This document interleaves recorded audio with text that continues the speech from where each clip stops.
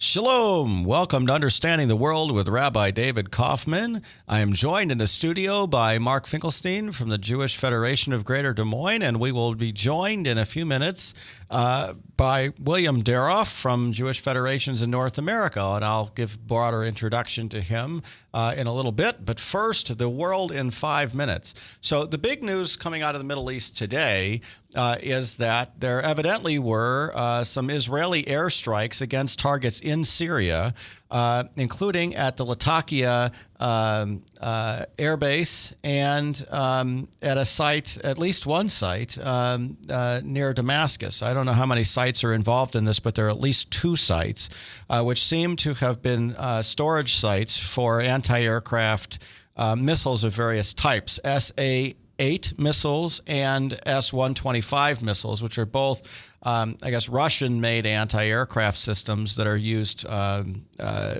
to shoot down Israeli airplanes primarily. I mean, that's who their major threat is. And that the report is that this weaponry was meant to be shipped to Hezbollah in Lebanon, but I think we can make the argument that even if it wasn't shipped to Hezbollah in Lebanon, that it was still valuable for Israel to take out because Israel doesn't want Syria controlling that weaponry either. That said, think about this for a moment. If Israel can go in and attack a Syrian airbase and a target outside Damascus, taking out weaponry provided by Russia to Syria, what was the problem with the United States doing something to enforce its red line militarily a few months ago? The Syrians aren't even thinking about retaliating right now against Israel, and here Israel goes in and does these things very overtly. So it's an interesting situation to bring up. In other places around the world, the situation with the Iranian nuclear program continues to escalate to a certain extent because there's now a belief that Iran could possibly acquire a nuclear weapon within a very short period of time, or at least enough enriched material to acquire a nuclear weapon within a very short period of time. And so that has put a new urgency on the discussions to lessen the Iranian enrichment capacity or even eliminate the Iranian enrichment capacity. And there's a pretty big gulf between the United States and Israel on this issue. I've mentioned this multiple times, not only about the timetable for needing to act, but about the purpose of the timetable. The United States not only could wait longer if it had the same goal than Israel can because of its weapons capability, but it also doesn't have the same goal. Israel's goal is to prevent the Iranians from acquiring the capability to create a nuclear weapon. That is different than the American end, which is not to allow Iran to acquire a nuclear weapon. And those two goals are already many months apart as far as when the timeline is that you need to react.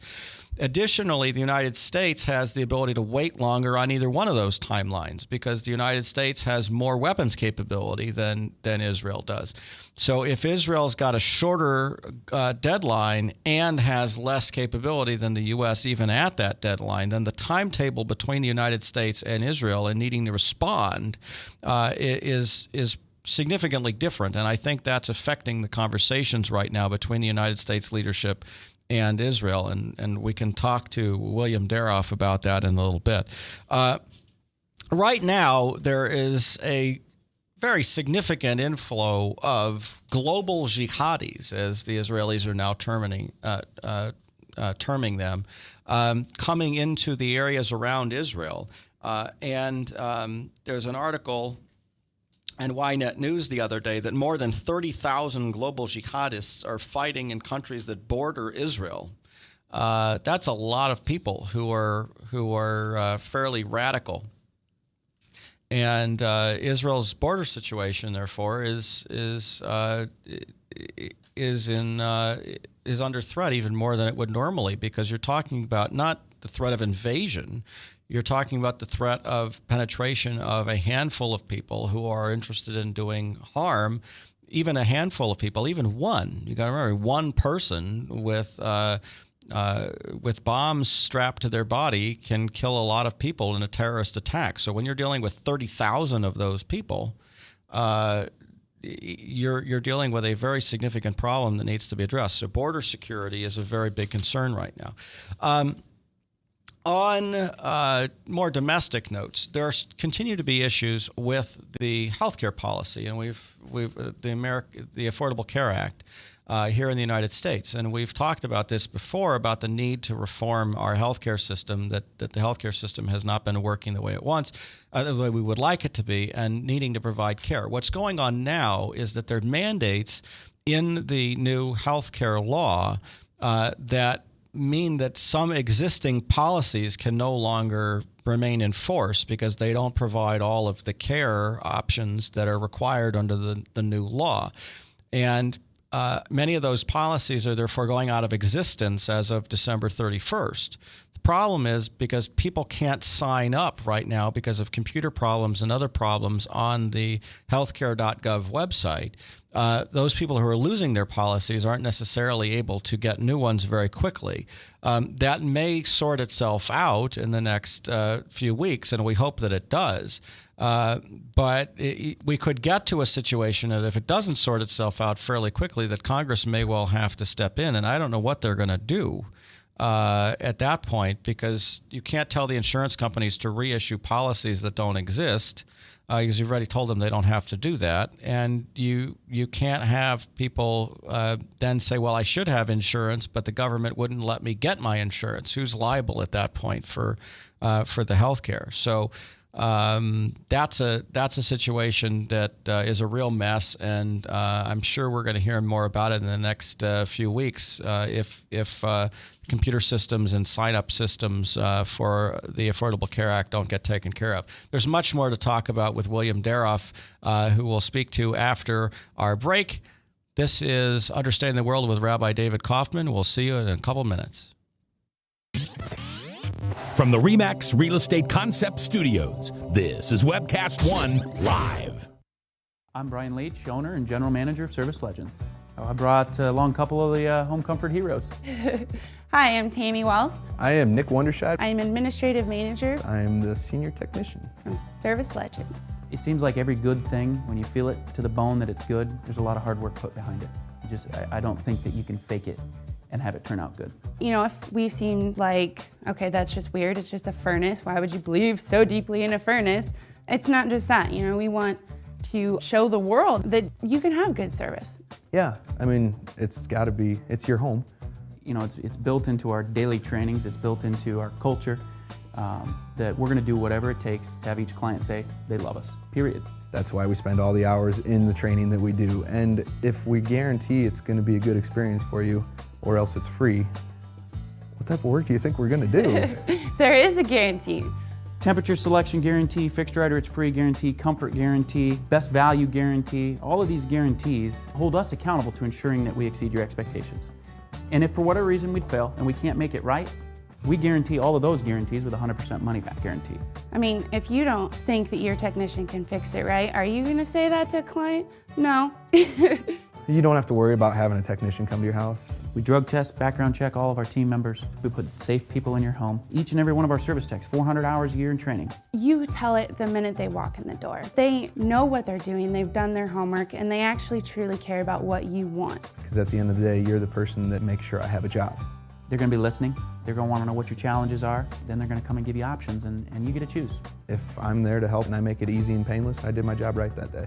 Well, when it comes to your comfort, safety, and your family, you know, you don't necessarily go buy the most expensive, but you get the most bang for your buck. Oh, it's worth it, because there's a lot of people that will find a way to get it to work right now and then leave and then come back, charge you again, and the cycle just repeats itself. So when I'm out there looking at the furnace, I want to find why it failed today. How can we change the part today with something that you're not going to have to worry about? Is it worth changing the part today? I mean, you can put a lot of money into a furnace. I can fix parts all day. There's good job security in that for me.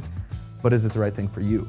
I get a lot of the phone calls of after the technicians are there. They're just in awe. They're like, wow, you guys are great. I mean, I don't even know what to say. You guys are great. Everything you did was perfect. It was great. Keep going though. I like this. Just give us a try. I'm going to take all the risk. I've got the time to make this right. I've got the support to make it right. Just check us out. And if you don't see the value in what we do, I mean, fixed right or it's free or 100% money back. enough said. Shalom. Welcome back to Understanding the World with Rabbi David Kaufman. I'm joined in the studio by Mark Finkelstein of the Jewish Federation of Greater Des Moines. And we were joined on Skype by William Daroff. Now, before I introduce William Daroff, I want to thank Dr. Ronald Bergman and Bergman Folkers Cosmetic Surgery and Spa for their support of this show. Without their support, we wouldn't be able to have our show. So thank you, Dr. Ronald Bergman. William Daroff in 2008 was named by the Forward newspaper as being among the 50 most influential Jews in America. As Vice President for Public Policy and Director of the Washington Office of the Jewish Federations in North America, he is a leading advocate for the American Jewish community's agenda in the nation's capital. As the chief lobbyist and principal spokesperson on public policy and international affairs, William ensures that the voice of Jewish federations is a prominent force on Capitol Hill and in the executive branch. William Daroff, it's wonderful to have you on our show today. Thank you. It's my pleasure. Happy to be here in Washington to say hello to all my friends in Des Moines and across the country and the world. So Mark and I were thinking that maybe we could start with kind of the domestic side of things. There's a lot of, Mark, you want to? Yeah, basically, I think this is the first day where members of the House and Senate are getting together to conference on the SNAP legislation, dealing formally what was known as food stamps. William, what's your position on this? Well, our position is that when you say that they're getting together, that's probably an overstatement. There's not much comity on Capitol Hill at the moment. Lots of comedy, but not much comity going on. They're really not getting together on much. As it relates to SNAP, the Farm Bill is being negotiated as we speak, something that probably is the farm piece of it is important in Iowa. The part that's also has great importance is the Supplemental Nutrition Program, formerly called food stamps, as you said, Mark, and there's not a lot of agreement about the direction that the governmental assistance for those who are in need should have, and the numbers that between the Democrats and Republicans, and in fact between the House and the Senate, have billions of dollars in between, billions of dollars of assistance that could go towards assisting vulnerable populations who depend upon that assistance to literally eat every day. At the very least, William, the Senate proposal would trim $4 billion over a 10-year period for basically food stamps. Is that viable to begin with? Not the least the fact that the House is talking about a $40 billion cut. Well, it is painful and harmful, but the Senate version is better than the House version. And at this point, there's really not much of a feeling that the compromise that's going to come out would be anywhere near better than where the Senate is at the moment. So it's tough. We're in an environment that is one where the vulnerable are really a victim here. And these are people who don't have high-paid lobbyists, who don't have interest groups who are out there pushing for them, because this is the most underprivileged, the most in need in our society. Are the Congress people concerned about trying to shift the responsibility to the states, or are they just saying that we just can't afford it and we don't care whether where the money comes from? This is not a situation like we've seen with Medicaid, where they're looking to block grant funds to the states. This is a situation where the House just says, the House Republicans just say there's no money and we need to move on. And there's too much fat here, that there's not enough means testing and the like. So it's not a situation that is looking for a more efficient mechanism, but rather it's just purely a matter of numbers. A federation here in Des Moines has communicated with Senator Harkin, who is prominent on that particular committee, indicating that we want Senator Harkin to oppose all cuts in SNAP, and certainly Senator Harkin is opposed to those cuts. We certainly hope that his voice will prevail.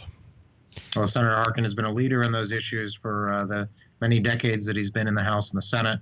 And what do you hear from Senator Grassley?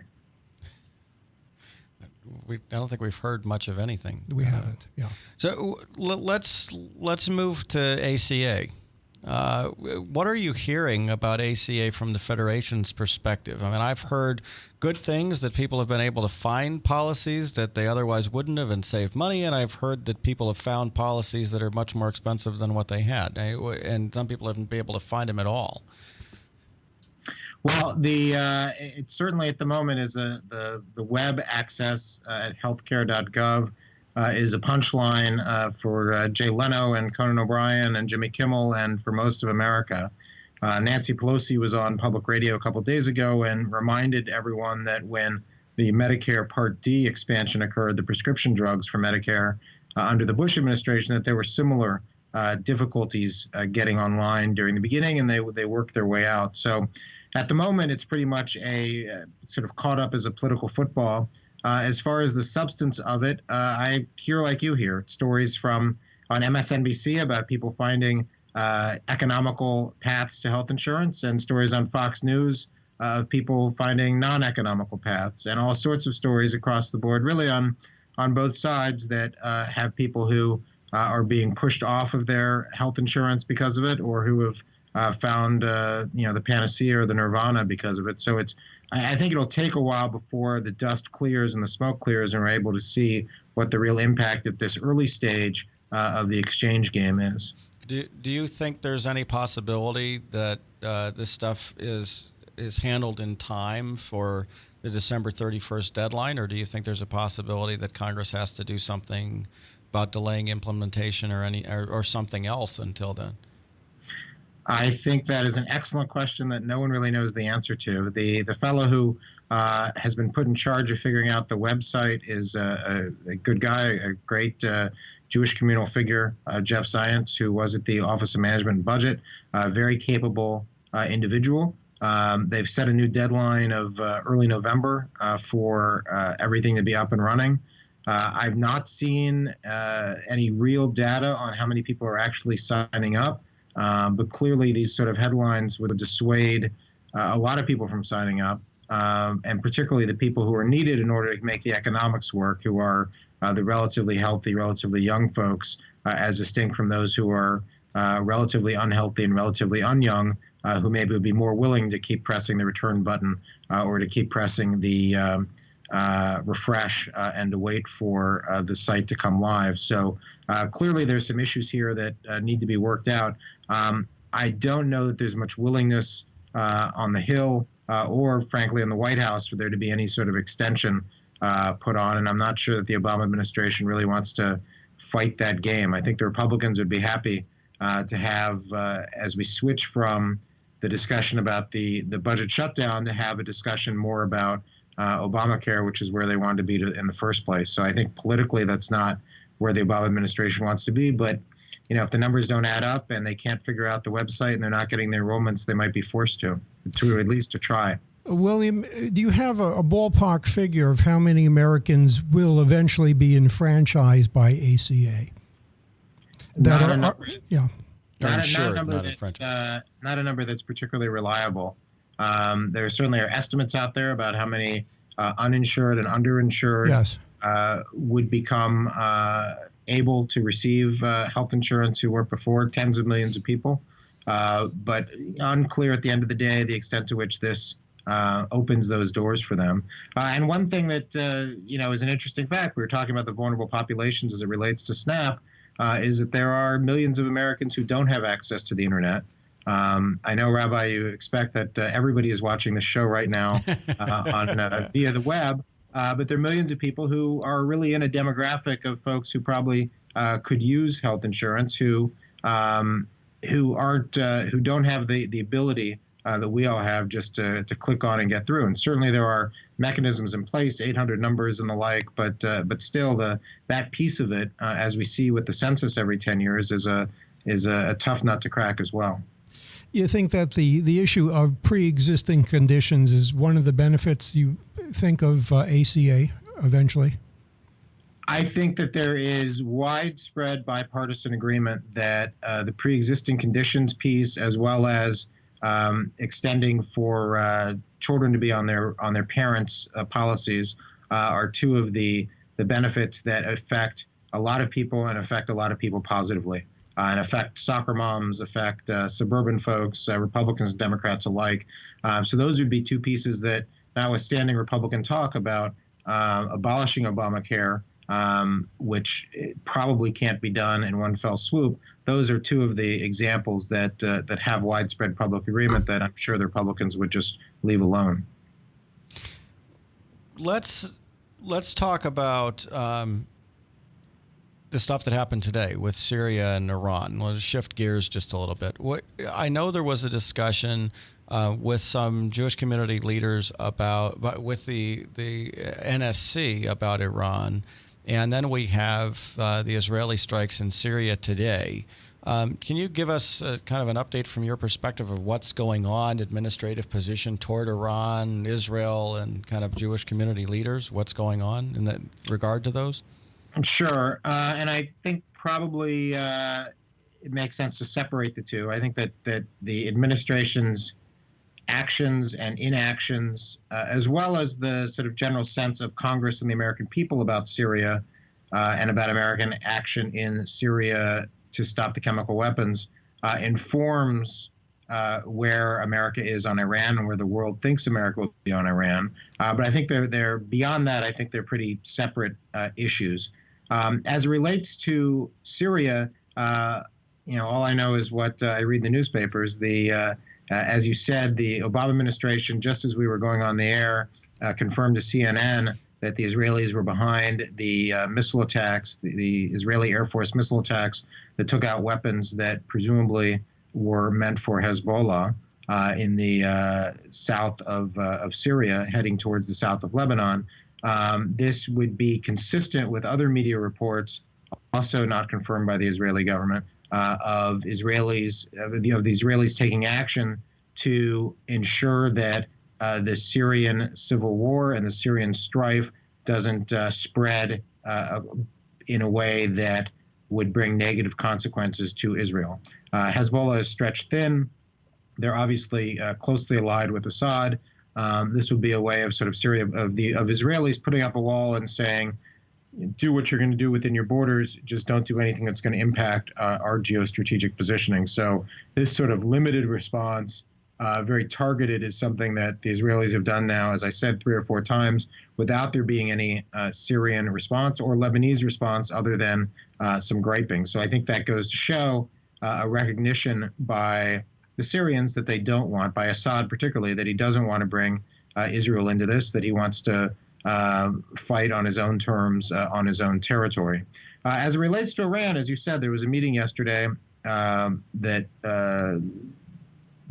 media reports have talked about, that the National Security Advisor and key members of the National Security Team met with key leaders of the Jewish and pro-Israel communities to talk about Iran. There was some talk this week where there was sort of veiled differences between statements by, or not so veiled differences by statements by Prime Minister Netanyahu and Secretary of State Kerry, where they were going back and forth without mentioning each other's names about exactly where some red lines are and what direction the Israelis would be comfortable with the negotiations with Iran going. And so to take a couple steps back, the idea behind the very severe sanctions regime that has been imposed on the Iranians has been one that has been focused on trying to ensure that the way that the world brings about the denuclearization of Iran, is through non-military means. It's through sanctions, through diplomacy. The idea has been for the last 5 years or 6 years, starting with the Bush administration, but really kicking it up under the Obama administration, has been that by taking a noose around the economic lifeline of Iran, you would force them to come to the table, force them to diplomatically come up with a solution. And then as a last resort, with everything being on the table, having the military option being there if the sanctions didn't work. Well, where we appear to be is at a place where the economic sanctions are having great impact. There's very little hard capital, hard currency in Iran. We see this presumably with the so-called moderate Rouhani winning election is being interpreted as being his election being interpreted as being an outlet by the Iranian people seeking out compromise, seeking out a new economic future. But that therefore is the motivation behind Rouhani coming to the table. So Rouhani came to the UN a few weeks ago, and unlike Ahmadinejad, was talking peace, singing Kumbaya, looking very Western-like. And so the Obama administration saw that perhaps there was an opening here to have conversation with the Iranians. So, and they've had that conversation. They had a conversation in Geneva at the beginning of last week. There will be another set of conversations in 2 weeks as well, continuing this P5+1 conversation. The permanent members of the UN plus of the UN Security Council plus the European Union, which have gone nowhere thus far. So on one way of looking at this is the sanctions have been about trying to come up with a diplomatic solution so that there doesn't need to be a military option to stop Iran from developing a nuclear capacity. The other way to look at it is that Rouhani 10 years ago was involved in the nuclear program in Iran. He actually wrote a book that Prime Minister Netanyahu has been carrying around with him for the last 3 weeks, talking about subterfuge and talking about how you lie in order to push forward with your nuclear agenda.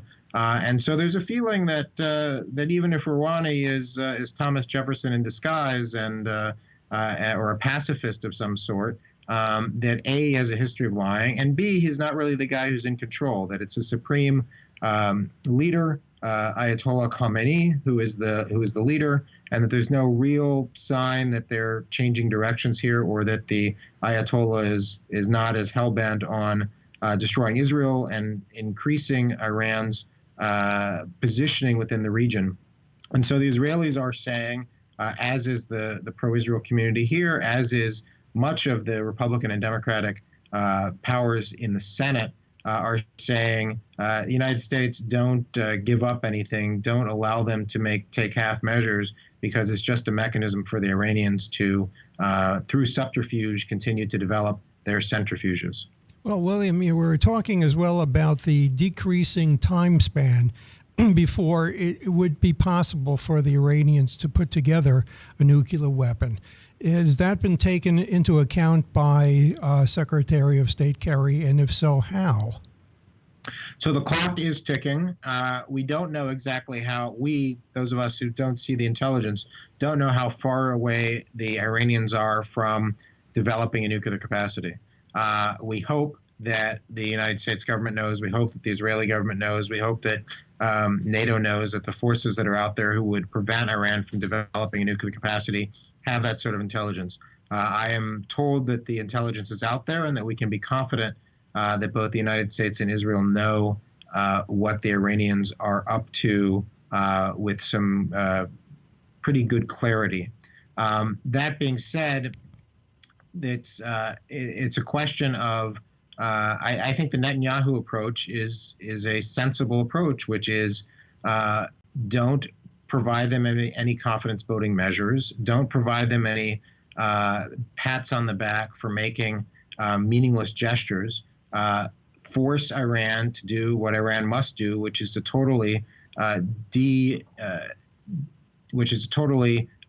abolish any sort of ambitions for non-energy nuclear capacity, such as provide them with nuclear fuel for energy if for some reason this very rich petroleum state actually does need nuclear energy.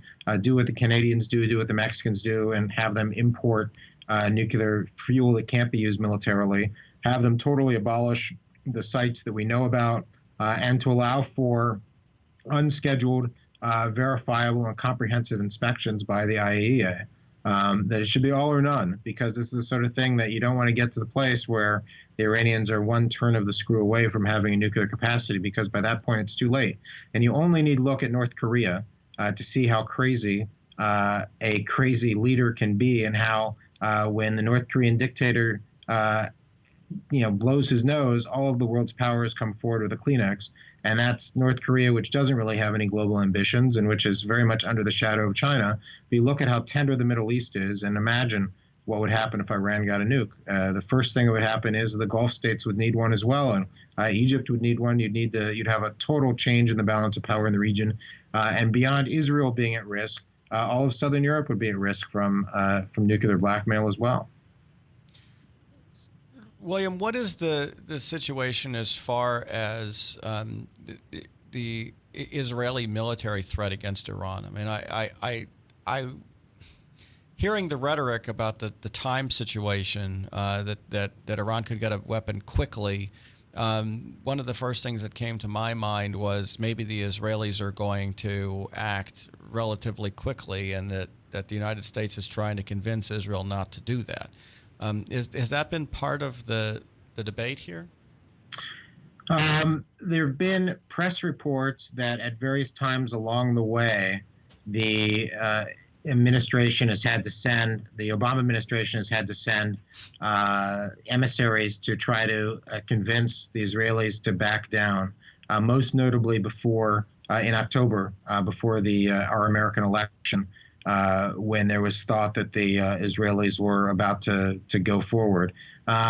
Press reports, I don't know that we've seen anything that's real confirmed about that. As it stands now, if you think about it from a PR, public relations point of view, which is always an ingredient in this, it would be very difficult for the Israelis, I think, to move forward with a military exercise when there is some hope out there that this diplomatic discussion will actually bear some fruits. That being said, I think that no Israeli prime minister, and I would hope that no American president, but clearly no Israeli prime minister would allow for PR to get in the way of the real existential threat that an Iranian nuclear capacity would have. And I think that if that piece of paper is handed to any prime minister, whether it's someone of the left or of the right, that says that the Iranians are, X months away from crossing that nuclear threshold, that they would do what they need to do to protect Israel. And I think that I would hope that any American president would have the same sort of consideration as it relates to the real change in balance of power and the real impact it would have on the region for Iranian developing a nuclear capacity. William, to what extent does the current peace negotiation situation have any linkage whatsoever to the Iranian situation? I think it is the linkage there is it has more to do with the region than it has to do with Iran, but Iran is clearly connected to the region. John Kerry has put a lot of weight into having the negotiations go forward. It's a major priority for him and therefore for the Obama administration. And from a sort of PR point of view and from the point of view of the Israelis being good world citizens, taking off the table the Israeli-Palestinian dispute is a positive. We saw this at the UN General Assembly just a few weeks ago, where the Palestinians did not go forward with their unilateral declaration of independence proposal, where the temperature is somewhat more quiet. And the temperature is quiet as it relates to the Israeli and Palestinian situation because negotiations are going on. And so in good faith, Israel is seen as being at the table, and the Palestinians are seen as being at the table. So to some extent, if you think that there are 50 crises at the moment in the Middle East, by being in discussions, it means that one of those 50s is less of a crisis than it was the day before the negotiations started. So that's how I think it plays into the geostrategic situation of the region. It allows for what really is a red herring of the Israeli-Palestinian dispute to be less of a red herring and to be less of a detour around the real issues and the real discussions in the region, such as the post-Arab Spring regional stability of Egypt, of Syria, of Lebanon, of the Gulf states, and clearly of Iran's nuclear ambitions. So, shall we talk a little bit about one of those other conflicts, namely Egypt, and what's going on in Egypt and American aid to Egypt, and what are your thoughts on what's going on with the Egyptian situation? My thoughts are that the current military-backed government in Egypt is one that provides more stability for the world, for the region, and for the United States and for our American interests, and frankly provides more stability for the Egyptian people. This is not a typical military coup where a colonel or a lieutenant comes out of nowhere and for personal gain or for tribal gain takes over, shoots the prime minister, and becomes the unelected dictator. This was, as we saw in the days and weeks leading up to the end of the Muslim Brotherhood's rule of Egypt, very much a popular revolt. We saw many demonstrations by the same people who had been at Tahrir Square, mostly, who were saying, this is not what we signed up for. We did not sign up for having this radical Muslim identity pushing aside any sort of secular identity in Egypt. We didn't sign up for Coptic churches being destroyed. We didn't sign up for the economic hardship that came about under the Muslim Brotherhood's one-year rule. So it's not a typical coup. That being said, there is American law that says that when there is a military coup, the American aid, American military aid, can't go to the country that has had the military coup. One thing that is interesting about the law is it doesn't define precisely what a military coup is. Lots of good lawyers in this town who say, it's not a military coup with a capital M and a capital C. And so as a consequence, the administration, I think rightfully, decided not to cut off this new burgeoning government. And you'll recall that while this burgeoning government was taking over from the Muslim Brotherhood, among the people they were most upset about in the street was the United States and America, because of the support that we had given for the overthrow of Mubarak and therefore for the Muslim Brotherhood coming in. And so if the United States was to continue in that direction of showing support for the Muslim Brotherhood and against the current government, in total, it would not be good for American interests and wouldn't be good really for the perception of America on the street in Egypt. So what the United States has done is taken some measures to ensure that the message is delivered, that we're not thrilled with the mechanism by which this new government has taken over, but not in a way that really cuts our face to whatever that expression is about spiting your face. Not in a way that really knocks us off at the knees and makes it so that our positioning in the region is less potent. Well, and we've seen Russia step up. That Putin seems to be trying to step in and insinuate Russia into the discussion. It's been fascinating to watch Putin at play here. Forbes magazine yesterday, with their list of the world's most powerful people, last year Barack Obama was the world's most powerful person according to Forbes. This year Obama has moved to number 2 and Vladimir Putin has moved to number 1. These lists that's true. Yeah, I mean these lists are mostly just generated to get headlines or to get hits on Twitter or the like. But it's true that Putin has had a very interesting year, and his role in Syria, his role in the Middle East, his role across the world has been one where they're definitively trying, I think unhelpfully, to re-exert Russian influence in the world, to look back at where they were as a Soviet regime when we had a bipolar world where there were two superpowers, to look back at their sort of fantasy-like view of where Russia was under the czars, and to try to sort of recreate that. And he's done a pretty good job of reasserting themselves. I think not to the benefit of the world order.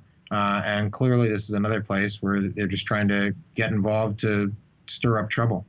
Now, William, what is your reaction to both the prisoner release that was demanded of Israel to get this peace process moving, and also Israel's response or at least seeming response of going ahead and approving housing construction and some expansion of settlements, particularly Ramat Shlomo, which was a problem with Vice President Biden's visit a couple of years ago, I believe. Yeah, so in order to get the Palestinians to come to the table, the Israelis agreed to, I think, 4 sets of prisoner releases. We've now had the second set just happened this week. These are Palestinian terrorists who've all, with this current set, they've all been in jail at least 17 years. They are people who committed acts of terror before the Oslo process began, for whatever that's worth. So they're people who are not 20 years old and spry, but they're people who are more our age, and so maybe less of a danger, God willing. They are.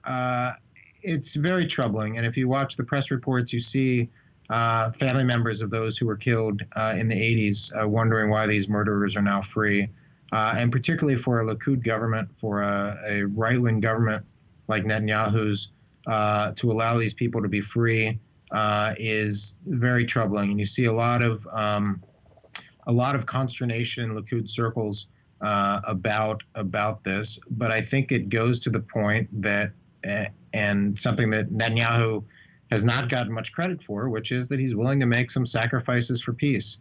These are people that the security apparatus in Israel has decided do not cause a present danger to Israeli society, probably because of their age or because they've been watched, and I'm sure they will continue to be watched going forward. And that if this is what it takes to get the Palestinians to come to the table without precondition, he was willing to do it. Now, you mentioned that coincidentally, perhaps, a few hours after the release, it was about midnight was the release, and about 6 hours later, or 6.5 hours later, was the announcement that a couple 2,500, I think, units in eastern Jerusalem were approved for development. What distinguishes this from the set that you talked about when Vice President Biden was there that caused a great commotion is that everybody knew about it in advance, that the Israelis told the United States government ahead of time this was going to happen. The Israelis told the Palestinians this was going to happen. So it didn't come as a surprise. It didn't come as sort of looking like the Israelis were speaking out of both sides of their mouth. And I think there are a couple messages that it sends. One is it certainly sends a message to the base of Likud, of Netanyahu's political base, that Greater Israel continues, that we're talking here about Jerusalem. We're not talking about a caravan on the middle of a hill surrounded by Arab villages where there are no Jews anywhere nearby. And I think it also sends a message. So it sends a message to the base, and I think it also sends a message to the Palestinians that Israel will continue to have this sort of natural growth until they really are serious about coming forward with some sort of agreement. I think that the number that I see on the article by JTA is 5,000 settlement units. So this is a pretty big expansion. But yes, I mean it's been planned, as I understand. Mark, did you want to? Well, the American press coverage, for instance, about the release of the prisoners, unless you get past the titles themselves, you don't figure out that these prisoners were all convicted of murder or attempted murder. William, in general, what is the U.S. press doing in terms of trying to explain a situation where Americans can understand a balanced view of the situation? Well, you guys are members of the press at this moment, aren't you? This would be one way. It's an impossible question, and as the three of us, and I'm sure your viewers are people who follow these issues pretty closely, we get very frustrated by what we read in the New York Times or the Des Moines Register or AP or Reuters or see on AP on CNN or the like. I think that it's important, though, to recognize that most Americans don't follow the news as closely as we do, that they just see snapshots. They see, they see a handshake before talks, or they see somebody blowing up something, or they see something blowing up. And it's sort of filed away in a category of depending on the bias of the person who's looking at it, either those Israelis are up to no good, or those Arabs are up to no good, or somewhere in between. So I think it's difficult to hope that the New York Times would have better coverage or AP would have better coverage, because these things are really complicated and difficult to do in 250 characters or in 1,000 characters, and it's the sort of thing that you learn over a lifetime. That being said, I think it's safe to say that Bibi Netanyahu will never get a fair shake out of the Western press. He doesn't really get a fair shake out of the Israeli press either. And I think that that's really the, as they would say, the cross that we all have to bear. Let's talk really quickly about the Sharansky proposal, which is something that I think affects the American Jewish community in particular as it relates to Israel and how that's being covered. What are your thoughts on the Sharansky proposal? And we're talking about the solution that would allow for progressive worship in the Holy Basin, as they say, not necessarily the Kotel Plaza, but near the Temple Mount. I had Phyllis Chesler on my show a couple weeks ago, who's vocally outspoken against the Sharansky proposal because she doesn't believe that it supports women's rights, and she doesn't believe that the Orthodox should control the site and all. What are your thoughts on the Sharansky proposal? So I think it's a difficult situation, but I think the Sharansky plan, which is something that the Jewish Federations of North America have been front and center in getting the attention of the Israeli government on, to recognize the way that this creates a division here between American Jews and Israel. If you think about Israel, and I know you both have been there often, and I'm sure that most of your viewers have as well, or many of them have been, and if they haven't, they should go right now. They should jump on a plane and come to our General Assembly, which is a week from Sunday in Jerusalem. Go to generalassembly.org for details. That most Israelis don't really know about the conservative movement or the reform movement or the Masorti movement, as it's called there.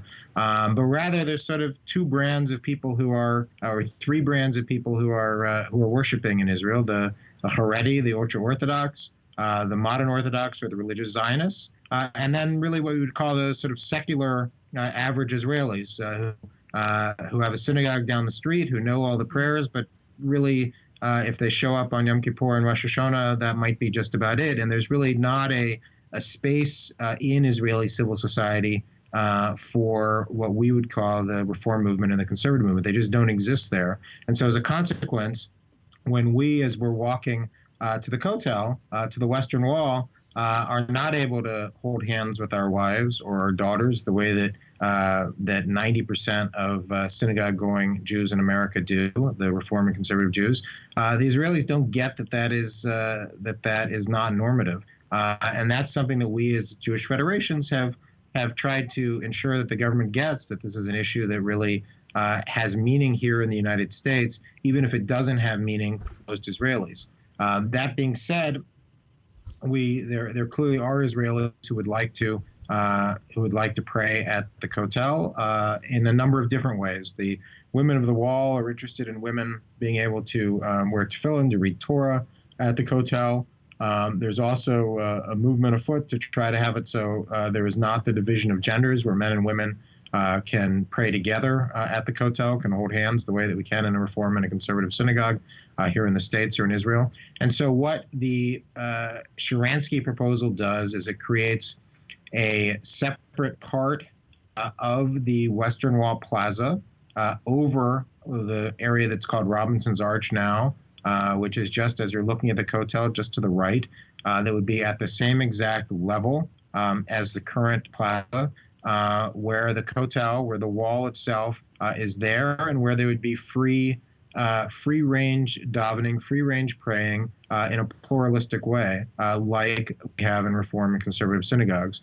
I think it is, and it would not be, the Sharansky proposal has it so that part of the plaza would not be under the authority of the rabbi of the Western Wall. It would not be under the authority of Haredi authorities, but would rather be under the authority of the government. I find the proposal to be one that, given all the complicated factors that are involved, is a great Solomonic compromise. And it's one that the Reform movement has signed off on, that the conservative movement has signed off on. that many elements in the religious Zionist camp have signed off on. And it's really a way to sort of lessen the temperature here so that when people come to the Western Wall Plaza, they'll have a decision to make. The same way that you decide, do I go to Chabad on Saturday for Shabbat, or do I go to the Reform Synagogue? Do I go to the Orthodox one? Do I go to the conservative one? When the idea is that when we go to the Western Wall Plaza, we'll have a decision to make. Do I want to pray just with men? Do I want to pray just with women? Or do I want to pray with men and women together? And this is an issue that, particularly with the thousands of birthright kids who are going to Israel, who don't know from this separation of genders, with the soldiers and others who really are not as attuned to these sort of Orthodox strictures. It's a way of making it much more open and really waving a banner that we as a federation system do, which is come to our tent as a Jew, not as an Orthodox Jew or a Reform Jew or a meat-eating Jew or a vegan Jew. Come as a Jew, and you'll be welcome. And that's exactly what the Sharansky proposal is all about. Yeah, I think the statement is "come as Jew are." That's exactly the statement. I think that Natan Sharansky, when he presented that to the cabinet, that was the verbiage he used. Come as Jew are. That's good. Well, William, can you address the Pew study? What do you make of it? How valid is it? And what do we learn from it? You know, it's obviously another complicated question. The part of it that we knew and know is that there is a crisis in American Jewry. But this is something that is not a shock for anybody who is engaged in American Jewish life. Knows that there are many people who are disconnected, many Jews who are disconnected from Jewish life, who should be connected. And so on the one hand, it's a wake-up call, and wake-up calls are good. This is brought a lot of attention to look at various solutions that could be out there towards reviving Jewish life and trying to get folks more engaged and involved. On the other hand, it's not as though we've just been sitting on our hands and ignoring this. David Harris from the American Jewish Committee, when he's talked about this, reminds us of a cover of Look magazine from 1963 that talked about the vanishing American Jew. And David then goes on to say, 50 years later, the American Jew is still here, but Look magazine has vanished. I think that is a point to take, which is that this is a good wake-up call. There's some data in it that's important and interesting and engaging, but it's not as though we were all on Mars and this is the first time we've seen it. We've seen this before, and it just means that we need to really focus on figuring out how to build Jewish life in America, how to rebuild Jewish life in America, and to figure out what it is that makes our Jewish communities tick, and what it takes to really get them to be redirected and focused in a way that will ensure that our children and grandchildren have a vibrant Jewish America. The Des Moines Jewish community just dedicated a new Holocaust memorial. And it was fairly clear at this dedication, unlike previous events that I've been to, or at least when I first came to Des Moines a decade ago, that the presence of Holocaust survivors is no longer a guarantee, if any at all. And now we're dealing with children of survivors and children of liberators. How is that change now affecting the Holocaust remembrance around the country, and also how does it affect policy as we're talking about the impact of history on the Jewish people?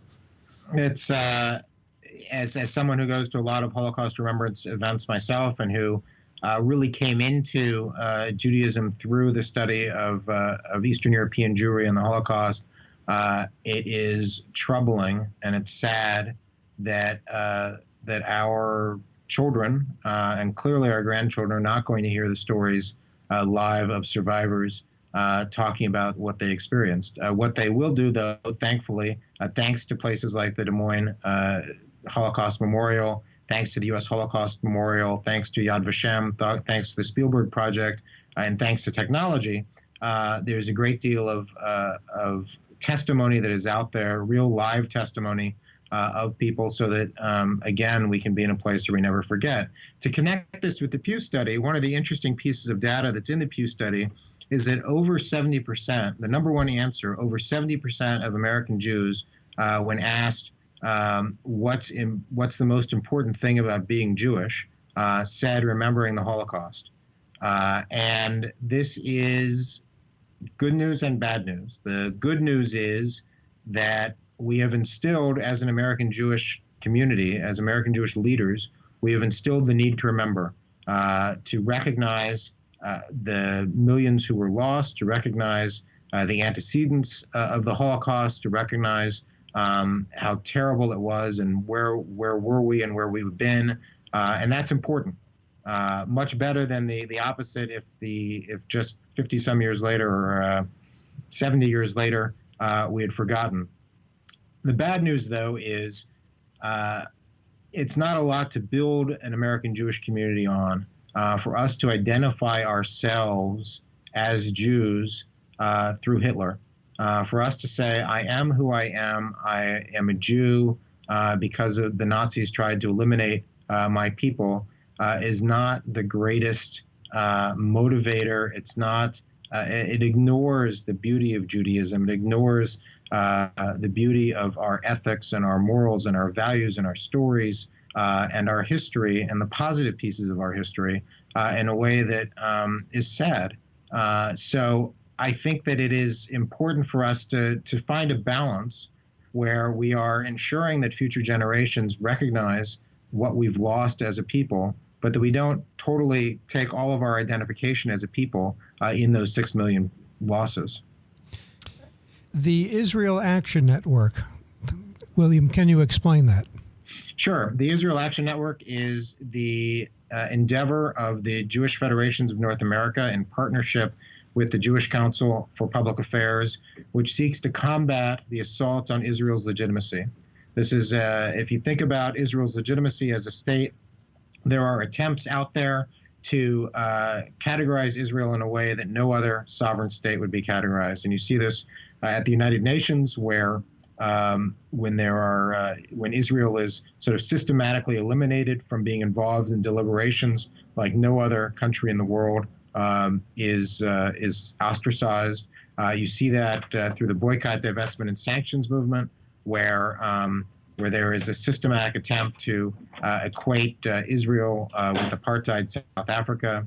You see that as well in places like University of California, Irvine, where Ambassador Oren was yelled off off the stage at a college campus.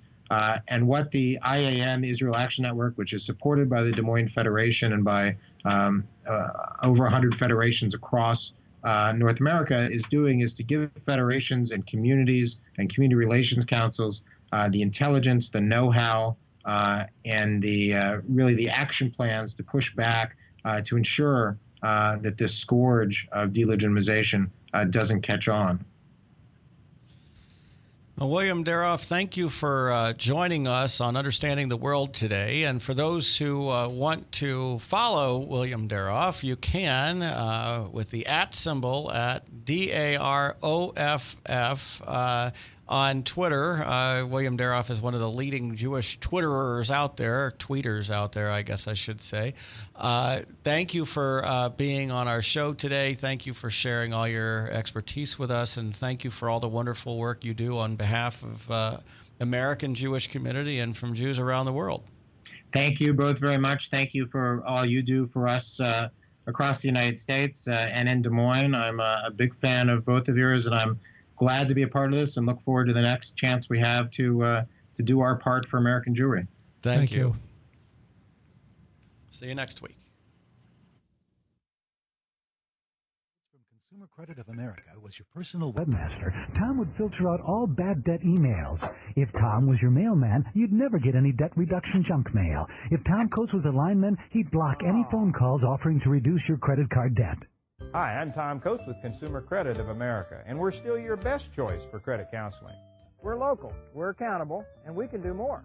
You make the call when the time's right for you. When it comes to competition, there really is none for Consumer Credit of America. Yes, now your favorite programs on Webcast One Live can all be watched and listened to on any Android or Apple device, your phone, tablet, or iPad. Yes, your favorite shows on Webcast One Live are available live or on podcast wherever you go.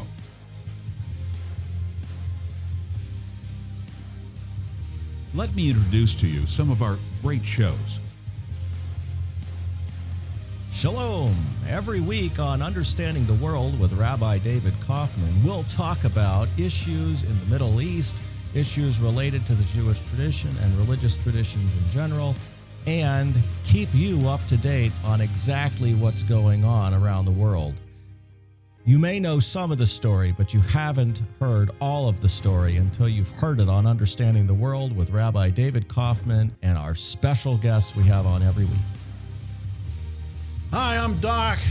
You listen to me every Tuesday from 6 to 7 p.m. on Doc and Lefty radio podcast program, where we discuss all the relevant topics of the day, including state, local, and national politics. My partner in crime, Lefty, often likes to have a little bit of conservative justice served upon him, so please turn in for the fireworks every week from 6 to 7 p.m. on Tuesdays at webcast1live.com. Thank you. So when you want to watch your favorite Webcast One program, remember, there's an app for that.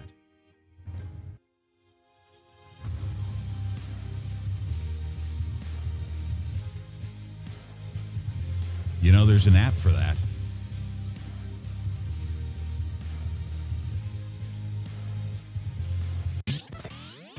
From the RE/MAX Real Estate